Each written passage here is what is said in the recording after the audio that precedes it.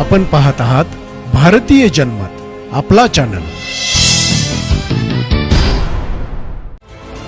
केंद्रीय अर्थमंत्री निर्मला सीतारामन यांनी आज मोदी सरकारच्या तिसऱ्या टर्मचा पहिला अर्थसंकल्प सादर केला। कर रचना नेमकी कशी असेल याकडे सगळ्यांचं लक्ष लागलं होतं। त्यात अपेक्षेप्रमाणे दिलासा देण्यात आला आहे। नव्या कर प्रणालीत स्टँडर्ड डिडक्शन हे 50,000 वरून 75,000 करण्यात आले आहे। तसंच निर्मला सीतारामन यांनी महत्त्वाचा निर्णय घेतला आहे। अर्थसंकल्प सादर करताना अर्थमंत्री सीतारामन म्हणाल्या, विकसित भारतासाठी रोड मॅप तयार करणं हे आमचं उद्दिष्ट आहे। कृषी क्षेत्रातील उत्पादन वाढवण्यावर भर दिला जात आहे। आमचा भर रोजगार आणि कौशल्यावर आहे। सुधारणावादी धोरणांवर भर आहे। नवी कर प्रणाली नक्की कशी असेल हे पाहूया। 0 ते 3 लाख उत्पन्नावर कुठलाही कर लागणार नाही। 3 लाख ते 7 लाख उत्पन्नावर 5% कर लागेल। 7 लाख ते 10 लाख उत्पन्नावर 10% कर लागेल। 10 लाख ते 12 लाख उत्पन्नावर 15%, तर 12 लाख ते 15 लाख उत्पन्नावर 20%। 15 लाखांपेक्षा अधिक उत्पन्न असलेल्यांवर 30% कर लागेल।